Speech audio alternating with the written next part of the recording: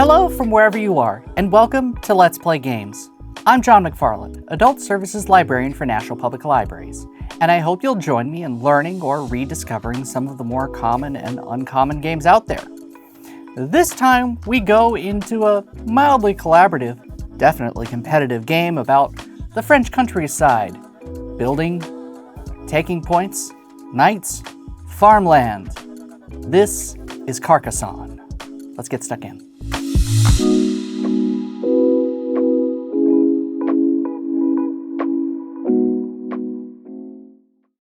So, Carcassonne is a competitive but collaborative game that requires all of the people who are playing in a game to work somewhat together and playing off of each other to score points, to control elements of the expansion of this small French frontier town. What you have are these tiles. Each player will be taking a tile on their turn and placing it at a junction point that they can connect to the overall board. So you probably need a wide table for this one just because of how things can sprawl. It allows for up to 5 players, and you have these little pieces here on the 5 teams, the yellow, blue, green, red, and black. And these are referred to as Meeple. And you have 8, but one of these will always be used for this scoreboard right here. And you start at 0 and you hold yourself aloft. Note that it goes up to 50 after this 49. That one's relatively easy for if you make the turn. You can actually just lay this little meeple down. And I always like decorating these. This game came with a sticker sheet that I used to decor, but they usually are blank. You don't have to use them like that unless you want to. So, with this game, what you're gonna do is each player is gonna select whatever preference color they want to be as players. Just kind of throw this in the middle here. And let's go over the tiles and the different types of uses for them. So each of these types of tiles scores a particular amount of points.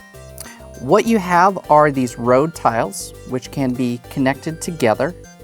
I'll use a couple as an example, as a structure.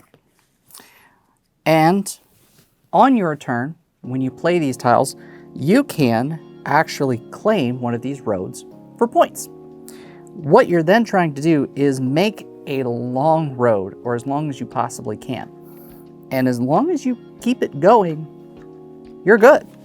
The stopping points are these little villages, or a couple of these city tiles have roads connecting to them. So you can actually have it connect into the city and that being another ending point.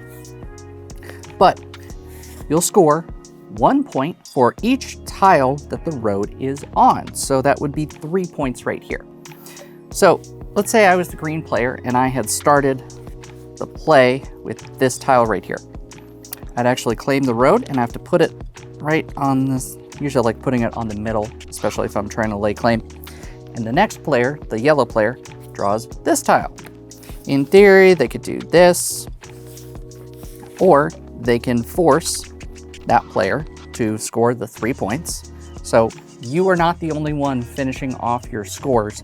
You are kind of compelled to have certain points allocated to you when you meet the conditions.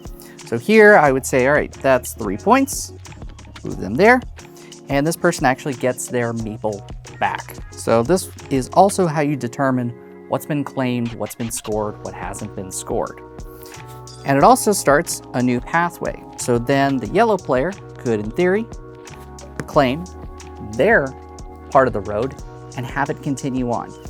This is a back and forth element to the game where you're trying to score points relatively quickly and compete to see what you can create. Every game is going to be different because these tiles will be shuffled. So it can sprawl out pretty far. Now notice up here we've got the city space. Now they are a completed city when they're connected fully like this. There's no extraneous walls they could be under. And the road doesn't necessarily have to connect. It can be an open spot, but this city space would actually be a connected city. Let's say this is the blue player. You would get 2 points for every tile it's on. You can make these big and sprawling. This is one of the strategies of the game, is to make these big sprawling cities that you can lay claim to. We also have here, I'll go ahead and use this for the moment, just as an example. These shields account for 2 as a part of that total. So when you lay down a tile, you can actually claim the city, and that forces scoring. There's no shield. 1, 2, 3, 4. This game moves relatively quickly because of this, because you're looking for what you can do with your one tile, one at a time. You can actually also then keep building a city, so it just matters what you draw and how you draw it. We also have the farmland itself. So you can connect it like this. There's no other connecting cities, and you can actually put yourself as a farmer. In this version of the game, it allows for this. So you'd place them on the field. And what you would do is anything that is a fully completed city is worth a couple of points here and there. And you, as long as you have open space that isn't completely blocked off by roads, because if you go, let's see, we'll go up, do that. There's another corner. So if you kind of become landlocked in, trying to find a little more legal spaces here while doing it at the same time. Well, just make this. So you notice how many tiles there are that you can really start building up fairly quickly. And this actually would not be legal because there's open space here. You need to connect it to a wall. So take this slight grain of salt. But if this were all a connected city here, you would actually be completely enclosed in, but you would still have your farmer there. And you would get to claim a certain amount of points by the end of the game. So notice that all of these different tiles have slightly different functions and uses to them. And as long as you keep connected via walls, so these two right here would actually be fair game, because there's this little point of apex where the wall actually connects. So what you could do is something like this in some degree. But your goal, if you're the opposing team and each person is playing on their own, this would actually be the more legal spot here.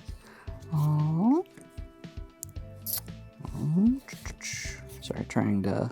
There's a corner piece here that I think would be helpful. And this will be as you play the game more. There's a little bit of kind of corner action going here. Notice this spot still continues the wall. And as long as you can close it off, let's see, one more of these pieces, that would actually be a nice completed city there. And if you had your, we'll use the black here, this is a completed wall, and it's a couple points for each tile it's on, 1, 2, 3, 4, 5, 6, so that would be 12 right there. And there are none of these expansive shields. So this is a developmental and collaborative game. I also need to talk about the Monastery real quick. The Monastery is a neat piece because it has to be placed like similar other rules. And when it is completely surrounded by other tiles, let's see, got this, we've got, that's not legal, but that is. Sorry, I'm trying to surround it the most effective way I can. That's not legal. This is where also you get kind of stuck into a spot towards the end of the game where you're trying to find the legal way to completely enclose this. This actually isn't a legal one. Let me turn this one around. There we go. Now it's a legal one. Because notice that all of the walls still connect. And the player who has the monastery in, they would score a total of 9 points for the entirety being enclosed. And once you score your points, you take your meeple back. So, how do you get this game set up? Pretty simple. You turn all of these upside down, and then you wash them around, move them around with your hands, and then you're going to start one at a time, taking tiles, matching, and creating a sprawling space. 1 minute, let me take a step back because there is an absolutely fascinating history. The town of Carcassonne really is a town, and there is a long and storied history behind it. 1 second.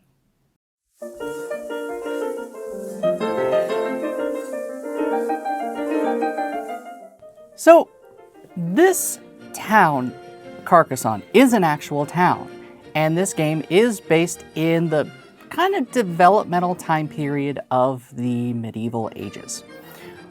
One of the things we have to talk about is the location, why it's important, and why it developed into a town, a fortress, and a fortification. So, Carcassonne initially existed as a nice little point of transit between the Mediterranean Sea and the Pyrenees Mountains, which are now the modern borders of France and Spain.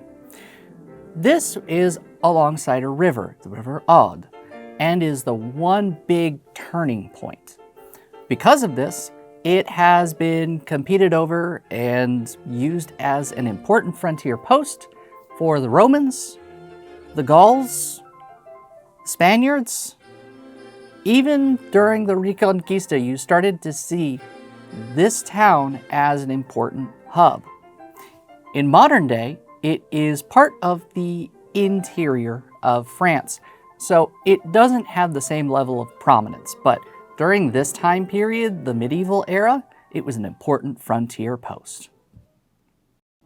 We went ahead and washed the pieces, made them into some neat stacks that technically all players could reach from whichever stack they wanted, but you would just kind of put them into convenient piles for all players to use. So we'll make sure we've got as much room as we can, because like I said, this game can sprawl depending on the outcome of the game. So we'll have green start first, and they'll draw from here. So what they drew was this tile that is an all square city. So what they can do is place it here and then place their piece in the center, because this can be potentially worth a lot of points. Now, as this piece has become a knight, it's stuck there until you have reached the point where it can be scored. Well, nothing to score yet. It's not a completely enclosed city. Play moves on. This is why I said the game can move fairly quickly. So now we have the kind of double corner right here. So there's a couple legal spots. There's here. There's here. There is here. So that would, notice how it connects to these walls. And also comparatively, by the way, here and here are also legal. So what you can do, you can actually place here, and then you can also use your knight into, just say right here. Someone inevitably is going to have to play a city corner piece with a road. It has to connect to whatever the endpoint is all around it. This is sometimes how you can get stuck. So from here, you are just waiting for the opportunity to score your points however you see fit. Now, like I said in our earlier segment about the premise, this actually also adds to the green player's total. So you will be benefiting off of what your other competitors are playing against. You also, by the way, is a general rule that once the space is claimed by something, you actually can't play on it in a way that would be competing for it. So if I had, for example, laid claim to this road, no one else, until that road is completely closed off, can play on it. I have laid claim to that road. But since I'm here, and I'm directly connecting to that tile, I cannot place a piece here, so it'd be in competition. Let's say over the course of the game, I'll just kind of use this as an example, I placed it over here to connect it to some farmland. And then later, somebody plays something that connects the city. You would actually be contesting that city. That one is legal. And the fun part is, let's say you're able to get 2 knights on, you'd actually be able to split the points. You would both get the credit for however many tiles it is. Say it was 6 tiles for 12 points, you both get 12 points. If, however, over the course of the game, green was able to connect with another piece that sprawled over, that would be an advantage. They had more, they would get all of the points. So just kind of a simple scoring. So we're gonna go on to the blue player. And they've got another nice little connecting city here. This is not legal. That is not legal. This is. Also, this is. Here is legal. Also here. So like I said, you have to make sure that it maintains that shape in some form or another. Technically, even this would be kind of legal, even though it's kind of squishing it around. But let's say they want to place their piece here. They wouldn't be able to because there's no road connector. But they could also go here and lay a piece onto their city. Over the course of the game, we're going to eventually hit some roads here and start expanding out to where eventually this could circle all the way back around. Now, the black player has the opportunity to lay claim and connect to a road. They're going to do so, and they've got a couple options here. This is not legal because it goes into a city. It has to connect to all of them. So you've got here,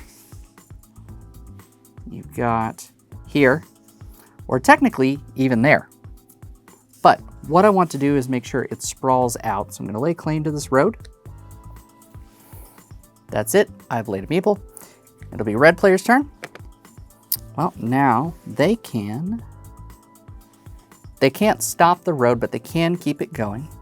They also technically could play it like this and wait for another bend in the road to occur. So this is why this game has so many modular options. There's a way to continue on playing, and they weren't able to lay claim to any. Actually, I apologize. That is invalid because of the city right there. That is my fault. And that happens over the course of games as well, where you just have to realize what you're doing. But that actually would be illegal right there. So, sorry, had to flip it there. But what it does mean is this city actually is completely connected. These 2 tiles right here. Yellow would get their meeple back, and they would get 2 for each that it's on. 1, 2, 3, 4. No one else gets to place something there. It has been scored. It's left empty. So that was red's turn. They can't really do anything else with it, so play would move back to green. Now you can, let's see, there isn't available. There isn't available, so this is the only legal one. This continues scoring for black while it's going around, but this is where, notice how this is almost invariably going to connect, but it's not connected yet, so I still can place something there. Play will move on to yellow, and here's where we can get an endpoint to there. This is a stop for black, so once this gets completed, they will get the points for it, but their road will be closed. This is another important part, as yellow can now lay claim to, let's say, this stretch of road, because it's considered a new road. Play will continue on, and that's even better. Blue is going to be kind of helpful to green there. Notice how the city gets to expand out, and the road gets to expand out, which the black player is probably also grateful for, because it keeps their points going. So actually it'll be black player's turn. And what they could do, so this is a T intersection road. They could actually play it here and give yellow that scoring opportunity, but they wouldn't be able to get any further. and then lay claim to a different stretch of road. Or they could play it here. That continues to expand that city. It grows ever larger by the second. They can also technically play it here if they wanted. So it doesn't have to perfectly match no matter what they do. So they're going to keep that road going. They'll place something there that adds an enclosed point to where it can't continue expanding like this is. So red player, you wouldn't want to expand like that per se, but it continues the road. And since it isn't connected to a city yet, it should be fair game. But let's see. They could do that. So it continues expanding, and from here, you are eventually going to get to the point where pieces are stuck. They can't really expand anywhere. So green's gonna just keep that city growing and growing and growing. They're only gonna see a complete city once everything is blocked off. We've got, and you can't play diagonal, by the way. This would be a lovely piece to try and hem it in, but it is not legal. But they could at least play it here and finally kind of stem the tide of what's going on. So this will be blue. And these are not exactly, forgive me, high-level strategies here, but it is a way for you to kind of surround pieces and play strategically. The Monastery. As I mentioned before, it has to be completely surrounded in order to score points. And this is black player's turn, so they're definitely going to claim this. It's just a question of where. They're going to put it right there. It's connected by farmland. You can lay claim to that. If it is surrounded, it is now able to be scored for the full segment of points. And play will continue on and on like this until we run out of tiles. So, let me take a step back, because I need to tell you there is a whole lot more about the history of this fortification. One sec.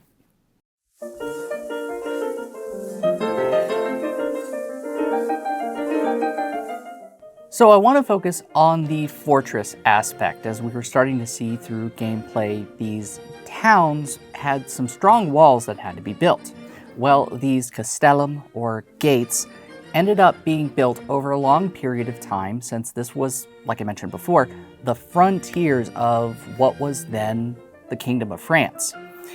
And because of this, the Site de Carcassonne, the larger castle structure, became a centerpiece of this territory. Now, what I will say is, as this stopped becoming a frontier area, the Site de Carcassonne is actually one of a preserved space and is a UNESCO World Heritage Site and can be visited now with most of its original intact. So I went a little further ahead in this game, so let me kind of show you the lay of the land, as it were.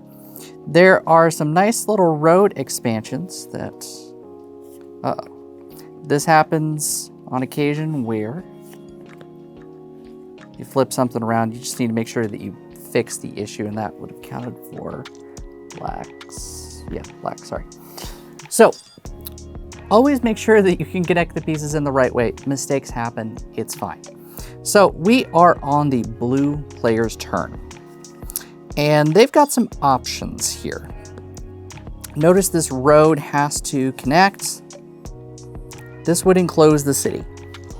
This means that points will count, and now we go into that. Remember earlier, this wasn't connected. This piece connected over here. So now that's connected city, we need to see if there are any shields. There are not. Since it's equal, both players are going to get the same number of points. 2, 4, 6, 8. So 10, and then 14.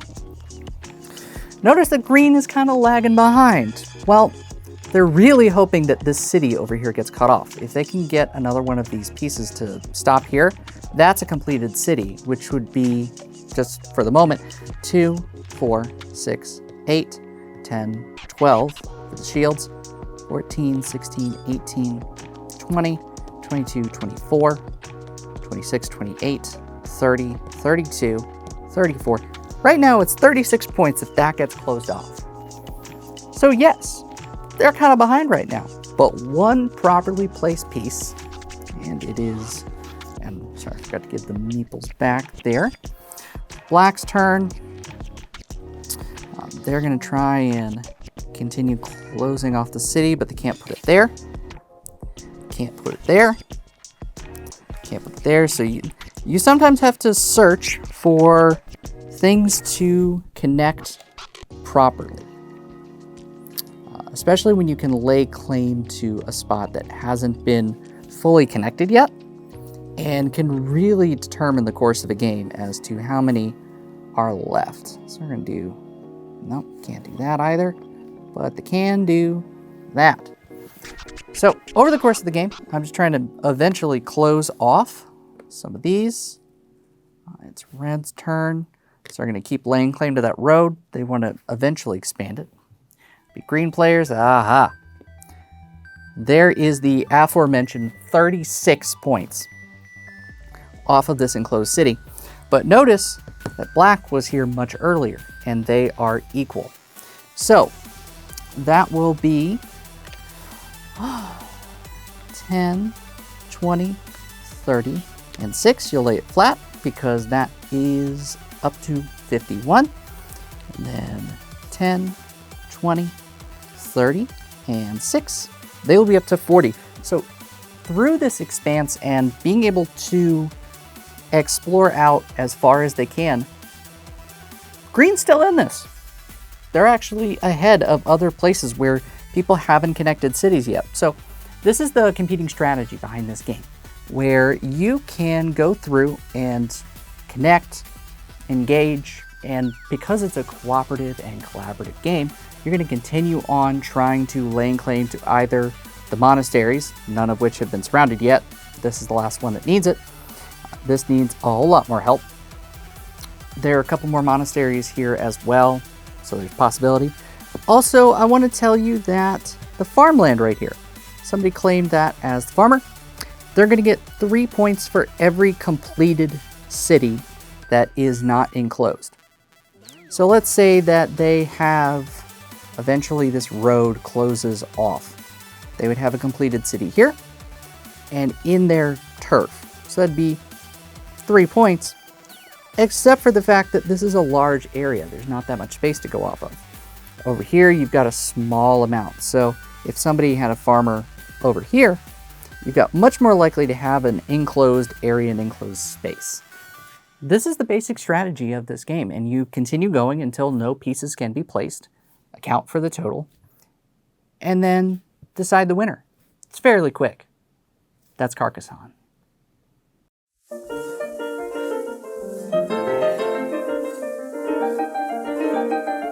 So as I mentioned, as this became more of an interior town rather than a frontier space, the need for there to be a large, massive fortification really started dwindling down.